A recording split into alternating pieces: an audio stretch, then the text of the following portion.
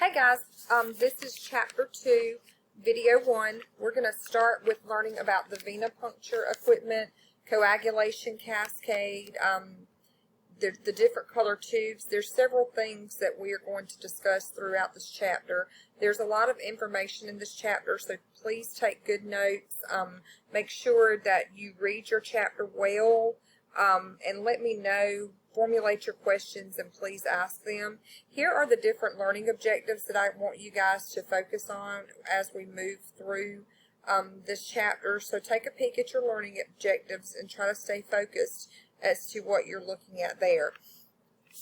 Here are the key terms that are listed throughout this chapter. So if you would, make sure that you're familiar with these key terms. We're going to start with the anticoagulant. That's the substance in the body that prevents the blood. That's the substance that prevents the blood in the body from clotting. The antiglycolytic agent is a substance that prevents the breakdown of glucose. An antiseptic is the substance used to clean the skin from contamination by microorganisms. The bevel is the area of the needle point that has been cut on the slant. Hemolyzed means the destruction of red blood cells. Hemostasis is the stoppage of blood flow from a damaged blood vessel. The holder is the plastic apparatus that attaches to a multi-sample needle or wing collection set. The hub is the part of the needle that attaches to the syringe or blood collection holder. The lumen is a cavity of an organ or a tube, such as a blood vessel or a needle. A multi-sample needle is a type of needle that attaches to a holder to collect multiple collection tubes. Plasma is the liquid portion of the unclotted or anticoagulated blood that contains fibrinogen. The plastic separator tube is a type of collection tube that contains a polymer gel that separates blood cells from the plasma when centrifuged. The serum is the liquid portion that remains after the clotted blood has been centrifuged and separated. It does not contain fibrinogen. The serum separator tube is a type of collection tube that contains a polymer gel that separates the blood cells from the serum when centrifuged. And then we have the wing blood collection set. That's a type of needle and tubing apparatus with plastic wings attached that can connect the holder to the actual device. Then we have the hypodermic needle, which is a type of needle that attaches to a syringe. Icteric is appearing yellow, and it appears yellow because of the increased bilirubin. And then we have lipemic. Lipemic appears cloudy, and it's from white increased lipids in the blood. So moving forward, we're now going to talk about hemostasis. Hemostasis is forming a clot when the injury occurs. So hemostasis, the body is trying to get back to normal. It's focusing on getting back to normal. Lysing is when a blood clot, lysing a blood clot when injury is repaired. And we'll go over that. That's part of hemostasis. So we're forming that clot when the injury occurs, and then we're lysing that blood clot when the injury is healed. So that's the breakdown of that clot after it's healed. So these are both two stages of the hemostasis. Coagulation involves blood vessels, platelets, and coagulation factors. The process of forming a blood clot to stop the leakage of blood when injury to a blood vessel occurs, and lysing is the clot when an injury has been repaired. So we're flipping back to the top when I say that. We're forming that clot when the injury happens, and then we're breaking down that clot once it's healed. And again, that's all part of the hemostasis process. I want to move forward now to the coagulation stages. We have 4 different stages to coagulation. We have primary hemostasis, secondary hemostasis, clot stabilization, and fibrinolysis. And we'll go over that as we go. So flipping forward forward, we're going to talk about the coagulation cascade. One of the biggest things that I want to share with you guys that you need to know about coagulation, about the coagulation cascade, is these are both intrinsic and extrinsic factors, which we will get into a little bit later down the line. But the biggest thing that you need to know about this coagulation cascade is it's both intrinsic and extrinsic. The coagulation cascade, this is, and I don't expect you to remember this cycle, that's a lot, but we have the injury, and then we go through the steps of what exactly happens here as the injury is begin to be repaired. Coagulation, when we think about coagulation, and you may want to write this down, make note of it, coagulation requires the following. You must have fibrin, thrombin, and prothrombin present when we're talking about the coagulation, process. Coagulation and hemostasis process, the coagulation and hemostasis process includes the platelets. When we talk about the platelets become sticky, they clump together, and they adhere to that injured vessel wall. The intrinsic and extrinsic and common pathway activate and proceed to complete that clot.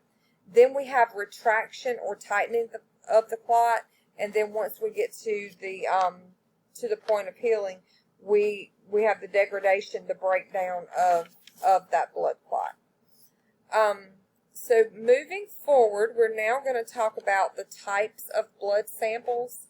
The types of blood samples that there are, we have arterial blood samples where the needle is actually injected, it's stuck into an artery and blood is drawn that way. We have venous samples where the blood comes out of a vein, and then we have capillary samples, commonly done with finger sticks where the finger is pricked and the blood comes out there. The arterial blood, we have the blood gases. Arterial blood requires special training. This blood is highly oxygenated and bright red in color because it's still got its oxygen. It's pumped away from the heart to the capillaries. So we're getting this blood before it gets to the capillaries and before we actually can see, before that exchange happens and it loses its oxygen. So when we think about arterial blood, think bright red. It's just left the heart. It hasn't made it to the capillary beds where it's going to give away the oxygen and bring in the waste. So that's why it appears to be bright red and it's oxygen rich. When blood is collected from an artery, we have to apply pressure for 3 to 5 minutes to stop the bleeding because this has increased blood flow. It's done to test arterial blood gases.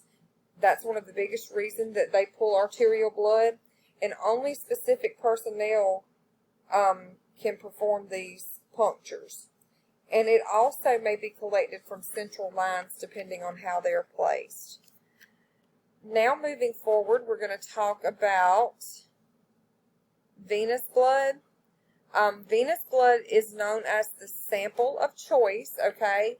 And it's the reference ranges that we go by when you see ranges of what's normal versus abnormal. These reference ranges, they are actually the references that we use. They may differ. References may differ from arterial blood values, but the venous blood is the most consistent and the most relative test here. So just know that most lab tests are performed using venous blood. When we think about veins, veins have one-way valves to keep the blood flowing in one direction.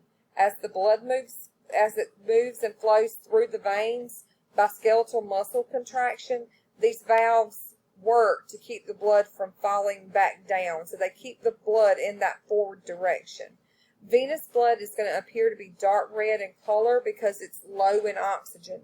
It's low in oxygen because it's just left the capillaries, and the capillaries have given, at the capillary level, oxygen is given to all the organs, and then the waste is picked up. So that's why we don't have that bright red venous blood. Now we're going to move forward and we're going to talk about capillary blood.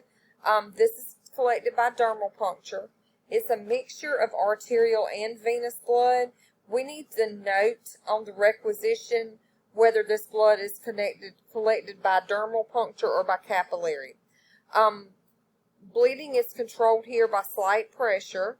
It's suitable for many labs. Reference ranges may differ from those, again, of the venous blood. Because the ranges are different, you must indicate on the requisition form if blood came from dermal puncture.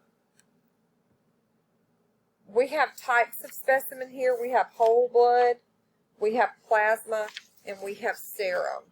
Whole blood consists of erythrocytes, leukocytes, platelets, and plasma. This represents the blood as it circulates through the body. Tests performed on the whole blood include the CBC, so that's a common one. And whole blood is the most common sample analyzed in hematology. The majority of the tests performed is on the liquid portion of the blood, the plasma, or the serum.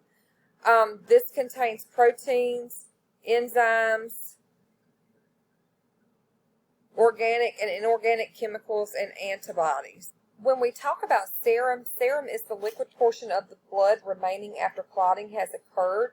And the difference between plasma and serum, and there's a key difference here, and you guys need to know this. Plasma and serum, the difference between plasma and serum is plasma contains fibrinogen.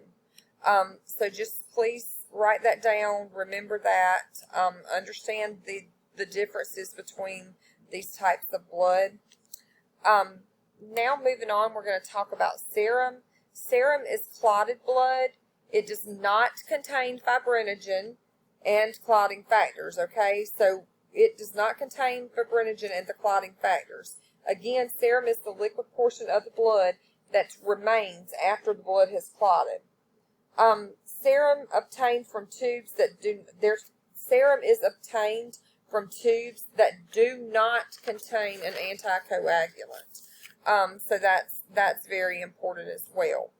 Now when we get back to centrifugation, I told you in one of the earlier lectures, that's when we spin the blood out and it separates the red blood cells from the plasma and the platelets. So this is what it looks like. We have this mixture of blood, but after we centrifuge it, after we spin this blood out, this is what you get. You have this buffy coat that rises up to the top from the bottom of this tube, and it stays in the center, so the blood separates. So we are separated into plasma, white blood cell and platelets, and then the red blood cell. So you can see the breakdown. You can see the breakdown here of what the blood looks like after it has been centrifuged. Both serum and plasma are obtained by centrifugation of the clotted or unclotted samples, which separates the cellular elements from the liquid portion. And now as we move forward, here's the anticoagulation process. I don't expect you to remember each and every step. Just know that this is the process, and the presence or absence of anticoagulation in the tubes in which blood samples are placed determines the type of specimens available for testing. Whole blood and plasma require anticoagulants to prevent that clot formation. So if we're collecting whole blood and we're collecting plasma, we have to keep in mind that it has to be an anticoagulant in that tube to keep that blood from clotting. So that is it for this lecture. If you have any questions, please let me know.